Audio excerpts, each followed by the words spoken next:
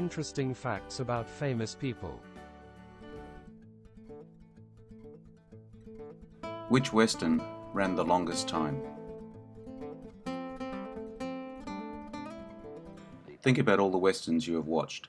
I'm sure you enjoyed most of them, probably loved a few, now your favourites. But have you ever thought about which was the longest? I've made many videos on Westerns from different angles, so today I have decided to take this approach. If you take a liking to this video, hit the notification button and get my new videos as they come up. Take a peek at my channel to see all my videos. The link is in the description. Apologies for any mispronunciation of names. A note up front, some of these Westerns don't fall into the traditional Western theme. Let's not be too strict with this spin on the Western. I can feel the heat coming from the comments already. Let's celebrate the Western genre in all its forms. The Good, the Bad and the Ugly, 1966, 180 minutes, extended cut. Sergio Leone's longest Western might also be his best. An undeniable classic Western, following three shady characters who all want to find a hidden fortune of gold buried in the desert. An uneasy alliance repeatedly formed and broken along the way. None are in the business of sharing their wealth. The theatrical cut of this classic clocks in at 161 minutes, but the extended cut is the one that gets it to 3 hours. Re-edited, almost 20 minutes of deleted scenes were added into the original version. You can't go wrong with either version. Both are long, but it's only the extended cut that gets the runtime to the 3 hour mark.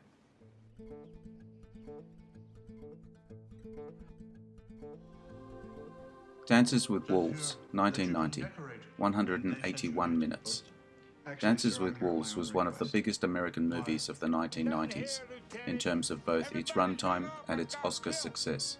At just over 3 hours long, and with 7 Oscar wins, it was a huge movie, focusing on a now familiar story of a Civil War soldier who, while on the American frontier, forms an unexpected bond with a Native American group known as the Lakota. Remarkably, it was also the first time Kevin Costner directed a movie, and he stands as one of the few directors to win a Best Director Oscar with their first film. He did solid work, both in front of and behind the camera, given he also starred in this epic Western, that's notable for featuring something more nuanced than a typical cowboy versus Indians plot, common in older Westerns. The Hateful Eight, 2015, 187 minutes. Like The Good, the Bad and the Ugly, Quentin Tarantino's cold, violent and often nasty The Hateful Eight has a few different cuts. The most common, theatrical version, runs for 168 minutes, but the original roadshow version exceeds 3 hours, thanks to having an extended overture, an intermission, and a few extra shots not seen in the theatrical version. Many would argue 168 minutes was more than enough when it came to The Hateful Eight's runtime, but the roadshow version was intended as a homage to the way epic movies used to get screened theatrically in decades past. Either way, both cuts deliver the violence, razor-sharp dialogue, and morally grey characters Tarantino fans have come to expect from the director's movies. WHer, 1994, 191 minutes. Kevin Costner wasn't content to star in just one 3+ hours Western, given that just 4 years after Dances with Wolves, he appeared in another, though without also directing again. This movie was WHer, and it was an epic story that covered the life of the man, perhaps one of the best known real-life figures of the Old West. There's a good chance the filmmakers wanted to cover as much as they possibly could in one movie, and given Costner's last epic Western had been a success, it was seen as a risk that would hopefully pay off. Unfortunately, it didn't, as the reviews for WHer weren't great. Still, for those who want an epic-length Western, WHer undeniably qualifies, regardless.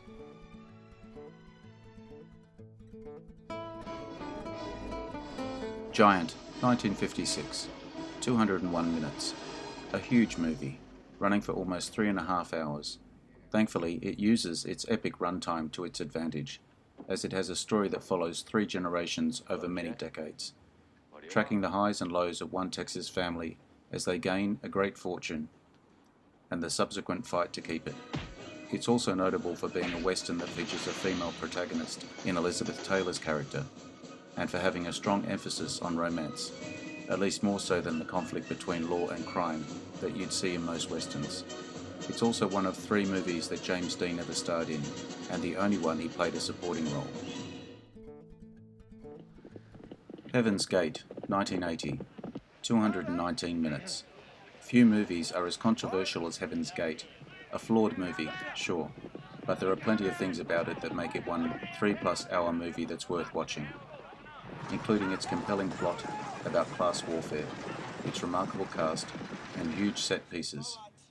It was criticised and looked down upon for its production troubles and overspending, but that doesn't necessarily make the movie a failure. At the very least, viewers can plainly see where all the money went, given the film's scope and attention to detail. The tide has turned on it critically in the decades since its release, helping it to be recognised as the messy, flawed, and impressive movie it truly is. Lonesome Dove, 1989, 384 minutes. It might be cheating to list Lonesome Dove as one complete story, given it was released in 4 parts. However, it undeniably tells one consistent story over those 4 parts, totaling just over 6 hours, and is cinematic enough and features a remarkable enough cast to make it feel more like a movie than a typical miniseries. Lonesome Dove's main characters are all nearing the end of their lives, right as the Old West itself is coming to an end too. It's an often exciting but sometimes very sad story about hardships, loyalty and sacrifice, featuring numerous great characters whose journeys will likely leave an impact on all but the most hardened of viewers. I hope you like this video. If so, make sure you hit the notification button to see my new videos as they come up. Take a look at my channel to see all my other videos. The link is in the description. Also take a look at my Facebook page as well. I appreciate likes, shares and subscribers. Bye for now. See you again soon. Please take time to take a look at my Facebook page for new information.